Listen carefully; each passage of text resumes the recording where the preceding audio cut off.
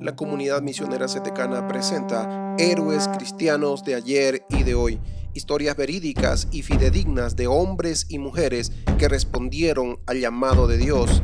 Héroes cristianos de ayer y de hoy relatan las emocionantes y conmovedoras historias de hombres y mujeres comunes cuya confianza en Dios realizó hazañas extraordinarias en su reino y para su gloria. Lo dejamos con esta emocionante historia.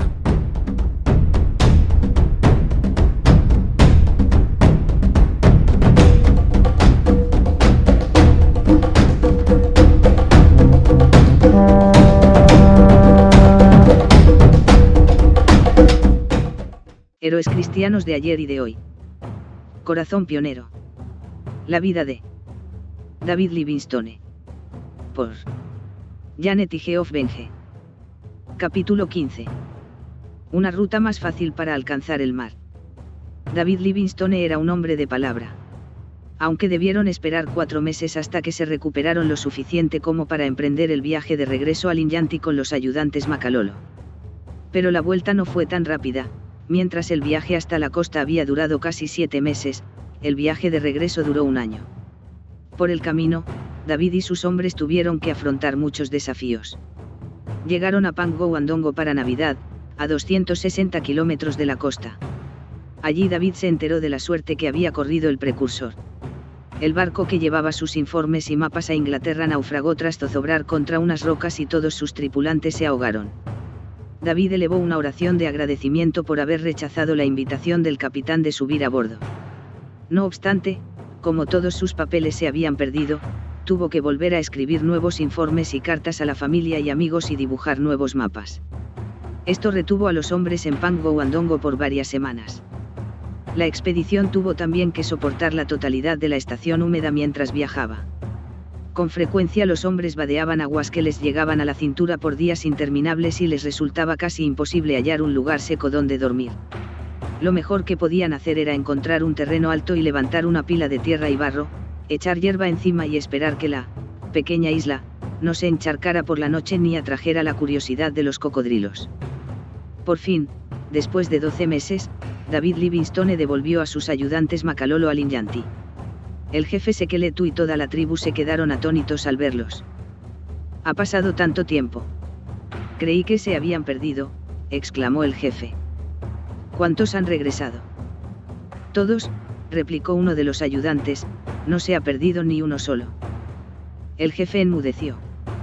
Ciertamente, era una hazaña extraordinaria el que 28 hombres caminaran más de 3.200 kilómetros a través de territorio enemigo, se enfrentaran a animales salvajes, enfermedades y duras condiciones climáticas, sin sufrir una sola desgracia o deserción. Una semana de danzas, cánticos y relatos siguió a la llegada de los hombres al Inyanti. El jefe Sekeletu, vestido solemnemente en el uniforme de coronel que el gobernador de Luanda le enviara con los hombres, presidió la ceremonia. Cada uno de los hombres Makalolo que hicieron el viaje contó su propia aventura ante toda la aldea. Nunca en la historia de la tribu había habido tantas historias para contar en una sola ocasión. David se sintió humillado al descubrir que los Makalolo habían cuidado de sus cosas mientras él estaba ausente. La gente de la tribu había construido un cobertizo para su carromato y ni una sola cosa que él dejara le fue robada ni le faltaba.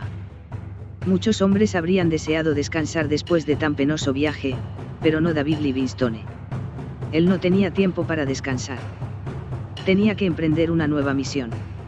Los mercaderes árabes que encontró en Luanda le dijeron que había una ruta más fácil hasta el océano. Si seguía el río Zambeze y sus afluentes llegaría a la costa este de África y al océano Índico. David tenía que explorar esta ruta.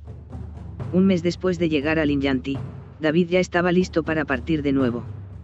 Esta vez el jefe Sekeletu le confió 100 hombres y muchos bienes que se podían usar como regalos, y para trocar por alimentos, por el camino.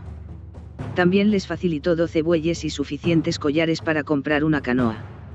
El 13 de noviembre de 1855, alcanzaron el curso del río Zambeze. David y unos 40 hombres viajaban en canoas mientras el resto conducía los bueyes a lo largo de la ribera. Se avanzaba despacio, pero sin interrupciones. No mucho después, David oyó que los hombres hablaban del humo que atruena. Él había oído ese mismo comentario a los guías del primer viaje que le llevó a contemplar el gran río, y sabía que ellos se referían a las cataratas. En esta ocasión les rogó que le mostraran un lugar tan legendario. El grupo se hallaba a unos 10 kilómetros de las cataratas cuando David divisó enormes columnas de vapor blanco ondeando en el aire. Más adelante pudo oír el leve rumor de una cascada de agua. El susurro pronto se volvió rugido, a medida que la canoa se acercaba al abismo. Los remeros dirigieron diestramente la canoa hacia una isla cuyo borde colgaba sobre las cataratas. David no se atrevía a mover un músculo. Sabía que un movimiento en falso podía apartar la canoa de su trayectoria y volcarla sobre el abismo. La canoa arribó a salvo a la isla y David pisó tierra. Para entonces el ruido era tan atronador que los hombres solo se podían comunicar gesticulando. Los hombres se abrieron camino entre la maleza hasta el extremo de la isla. David se tendió sobre su estómago y reptó hasta el borde. Debajo de él se extendía el espectáculo más grandioso que jamás había visto. Cortinas de agua, de una anchura de 1800 metros, se precipitaban hacia un abismo de más de 90 metros de profundidad. El ruido atronador vibraba en el cuerpo de David y el vapor ondulaba a su alrededor. David yació largo rato disfrutando de la increíble vista, sabiendo que era el primer hombre blanco que contemplaba las cataratas. Finalmente, comprendió que tenía que retirarse de la escena. Reptó hacia atrás y sintió que debía hacer algo especial para conmemorar aquella hazaña. Sacó su navaja y escogió un gran árbol. Labró pacientemente sus iniciales en la corteza, DL, y el año de 1855. Después juntó algunas plantas con flores silvestres y formó un diminuto jardín alrededor de la base del árbol. Dio un paso atrás y sonrió complacido ante su trabajo. Aquella misma noche David se las vio y se las deseó para describir con palabras lo que había visto. Escribió: fragmentos de agua saltan en forma de cometas con colas ondulantes, hasta que toda la cortina nevosa se convierte en miríadas de cometas impetuosas, saltarines, acuosos. Al hacer la lectura de navegación ayudado de las estrellas, pensó en un nombre para las cataratas. Las llamó Cataratas Victoria, en honor de la reina Victoria de Inglaterra.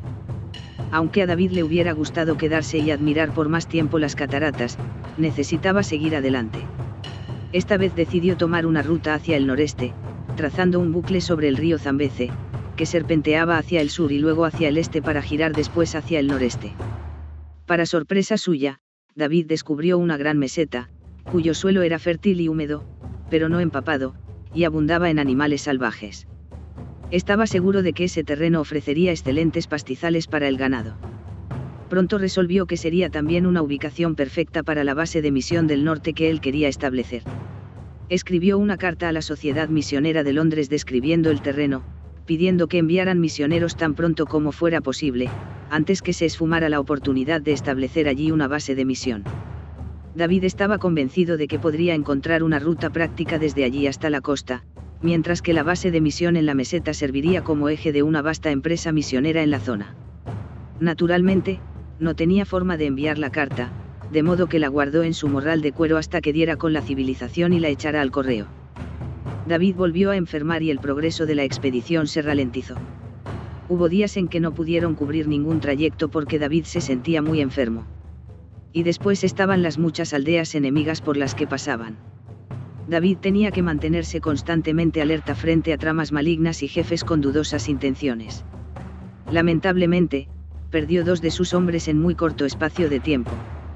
Uno murió a causa de la fiebre y otro, por el ataque de un león. Al aproximarse a Tete, colonia portuguesa, David se puso tan enfermo que envió algunos de sus guías por delante. Cuando el comandante del ejército portugués en Tete oyó el apuro de David, envió inmediatamente un contingente de soldados para recogerle. Estos lo escoltaron hasta la ciudad con la ostentación debida a un personaje de la realeza. Sin embargo, David estaba demasiado enfermo como para apreciar aquel gesto. Días después, cuando empezó a sentirse un poco mejor, David almorzó con el comandante. Los 2 hombres hablaron acerca de los viajes que David había emprendido hasta la fecha. Él estaba particularmente interesado en averiguar todo lo que el comandante supiera sobre el tramo de río que habían dejado a un costado tras superar las cataratas Victoria. El comandante le aseguró que el río era navegable en todo su curso hasta las cataratas, exceptuando unos cuantos rápidos, fáciles de sortear. David nunca supo si el comandante había visto o no esos rápidos de escasa consideración, pero su comentario causaría una gran frustración a David en su ulterior viaje. Finalmente, David se sintió lo bastante fuerte como para continuar. Como sabía que podía cubrir el trayecto restante en canoa, a favor de la corriente, cuando la mayor parte de sus ayudantes Makalolo le pidieron si podían quedarse en Tete, David accedió. 16 Makalolo y 5 soldados portugueses remaron con David río Zambeze abajo. Cuando se acercaban a su destino, casi todos los Makalolo que le acompañaban solicitaron a David regresar a Tete y este se lo concedió. Un hombre, Sekbebu, rogó a David que le permitiera quedarse con él. Manifestó que quería ver el Océano Índico. Aunque David creía que los Makalolo debían permanecer juntos, al final concedió a Sekbebu su deseo de acompañarle. En mayo de 1856, David Livingstone, Sekbebu y los 5 soldados portugueses llegaron a la ciudad de Quelimane, al norte del delta del río Zambeze. David había trazado todo el curso del río Zambeze desde su nacimiento en el lago Nami hasta su desembocadura en el Océano Índico. Ahora estaba seguro de que los misioneros y los comerciantes cristianos podían penetrar profundamente en el interior y abrir zonas que hasta entonces solo habían sido explotadas por traficantes de esclavos árabes. En Quelimane, David fue bien recibido en la casa del coronel Nunes. El coronel esperaba a David y tenía buenas y malas noticias que darle. Las buenas consistían en un manojo de cartas para él. Las malas, que 5 miembros de la tripulación del navío británico Dart habían naufragado al tratar de sortear los bancos de arena que se extendían por el delta del río. Los tripulantes volvían al barco después de haberse desviado a propósito para hacer entrega del correo remitido a David. Esto le entristeció mucho, por lo que no leyó las cartas de inmediato, sino que lo hizo más tarde. Le sonó a alabanza hueca el que era Adarik Murchison, de la Real Sociedad Geográfica, le comunicara a David que su primer viaje al Océano Atlántico había sido el éxito más grande de la investigación geográfica contemporánea. David recibió también una carta del editor londinense John Merry expresándole que estaba interesado en publicar un libro acerca de sus viajes por el continente africano. Pero no había ninguna carta de Merry, ni de su familia, lo cual le obligó a plantearse si debía ir a Escocia para ver cómo se encontraban todos. Cuando sumó todo el tiempo invertido en viajar, se asombró de que hubieran transcurrido casi 4 años y medio desde que viera por última vez a su familia en Puerto Elizabeth. David compró un pasaje en el barco HMS, al servicio de Su Majestad, Fraalik, que navegaba con destino a la isla de Mauricio, en el Océano Índico, en donde se embarcaría en un vapor rumbo al Mar Rojo. Cuando llegó el momento de partir, Sekbebu volvió a rogarle que le dejara ir con él. David no era muy partidario de que le acompañara, pero al final cedió, y los 2 hombres se subieron a bordo de una chalupa para cubrir la peligrosa travesía, sobre los bancos de arena, hasta donde el barco estaba atracado. Los hombres llegaron bien hasta el HMS Fraalik, pero la travesía hasta Mauricio fue turbulenta. Como a la mitad del viaje, Sekbebu comenzó a actuar de manera muy extraña. El capitán advirtió a David que Sekbebu estaba perdiendo la cabeza después de tantos días de navegación y le sugirió que fuera esposado por su propia seguridad. Aunque David se dio cuenta de que algo muy serio le estaba sucediendo a Sekbebu, no podía soportar la idea de que su amigo llevara grilletes como un esclavo. Lamentablemente, aquella noche Sekbebu saltó la borda y se ahogó en aguas del Océano Índico, el mismo océano que tanto había ansiado ver. David se deprimió mucho por la muerte de su amigo y se reprendió a sí mismo por no haber hecho caso al consejo del capitán. En Mauricio, David subió a bordo de un vapor con destino a Egipto a través del Mar Rojo. En Egipto, al cruzar la franja hasta el mar Mediterráneo para hacer el resto del viaje a Escocia en otro vapor, interceptó una carta a él dirigida, remitida por su madre. Esperaba que la misiva le levantara el ánimo decaído después de la muerte de Sekbebu, pero contenía malas noticias, su padre había fallecido. David tocó fondo. Se atormentó con muchas preguntas. Debía haber viajado a casa antes. ¿Estarían Mary y los niños bien? Llegaría a casa antes que otra desgracia sucediese. Cuando el vapor en que navegaba tuvo que hacer escala en la ciudad francesa de Marsella para efectuar reparaciones de emergencia, David se obsesionó con llegar a casa lo antes posible. No quiso esperar hasta que el barco fuera reparado, y tomó un tren para atravesar toda Francia y otro barco para cruzar el Canal de la Mancha. Envió un mensaje con antelación y cuando llegó a Southampton, procedente de Francia, Mary y los niños le estaban esperando. Un extraordinario alivio se instaló en su corazón cuando abrazó a su esposa y sus hijos. Todos tenían buen aspecto y estaban sanos, aunque el pequeño Zouga, con 5 años, retrocedió y no se atrevía a mirar a su padre a los ojos. Este no se lo tuvo en cuenta, pues sabía que era un extraño para sus hijos. David se enteró con gran disgusto de que Mary no había conseguido adaptarse a la vida en Escocia. No logró entenderse con la familia de David y, al final, tuvo que dejar los niños allí y regresar a Londres para vivir con unos amigos de sus padres. Hacía 6 meses que no se comunicaba con su familia. David se deprimió. Todo el tiempo que sus pies habían pisado penosamente las selvas y desiertos de África, él se había imaginado que su familia estaba cómoda y feliz en Escocia. Pero nada más lejos de la realidad. David Livingstone fue requerido con urgencia en Londres. A los pocos días de llegar a Inglaterra fue invitado a una reunión de la Real Sociedad Geográfica, en donde se le concedió una medalla de oro. Fue una completa sorpresa para David, que no supo qué decir cuando se le pidió que pronunciara unas palabras. Después de vivir por tanto tiempo entre africanos, y de hablar sus dialectos, había perdido la costumbre de hablar en inglés. No obstante, debía decir algo. Se aclaró la garganta. Al dirigirse a la nutrida concurrencia distinguió a Kaatan Aswell y a Thomas Steele, sus antiguos amigos, y su presencia le armó de coraje para articular unas cuantas palabras. Solo estoy cumpliendo con mi deber como misionero al abrir una parte de África a la simpatía de Cristo, confesó David honestamente a la audiencia. Solo me estoy ciñendo la armadura para la buena pelea. No tengo derecho a vanagloriarme de nada. No me jactaré hasta que el último esclavo de África sea libre y el continente se abra al comercio honesto y a la luz del cristianismo. Dicho esto, se inclinó y abandonó el estrado. Los asistentes rompieron a aplaudir y todos se pusieron de pie. Después de la reunión, mucha gente felicitó personalmente a David, entre otros John Mary, quien deseaba más que nunca que aquel escribiera un libro. David invirtió bastante tiempo dando mensajes en iglesias de toda Inglaterra y Escocia en nombre de la Sociedad Misionera de Londres, instando a más personas a ser misioneras en África. Al mismo tiempo, la LMS instaba a David a volver a África y abrir él mismo una base de misión. Admiraba sus exploraciones y su esfuerzo por descubrir rutas comerciales, aptas para viajar, pero no compartía su entusiasmo o su utilidad para la propagación del mensaje del Evangelio. Los misioneros necesitaban bases de misión para ser eficaces, se le dijo. Todo esto obligó a David a recapacitar seriamente. Su corazón anhelaba realmente abrir la región del río Zambeze al comercio y al mensaje del Evangelio. David Livingstone recibió entonces 2 ofertas sorprendentes. Lina era un cargo oficial del gobierno, cuyo tratamiento sería el de cónsul de Su Majestad en Quelimane para la costa oriental de África y los distritos independientes del interior. El cargo suponía una renta de 500 libras anuales, 5 veces más que el salario de un misionero. La segunda oferta fue un acuerdo con una editorial para escribir un libro titulado Viajes misioneros y exploraciones en África del Sur. Después de considerarlo detenidamente, David renunció a la Sociedad Misionera de Londres y aceptó ambas ofertas. Sintió que lo más práctico para expandir el cristianismo en África sería abrir la vía del río Zambeze al comercio y la expansión del Evangelio. No obstante, antes de regresar a África para tomar posesión de su nuevo cargo, se estableció con su familia en el londinense suburbio de Chelsea, en donde empezó a escribir su libro.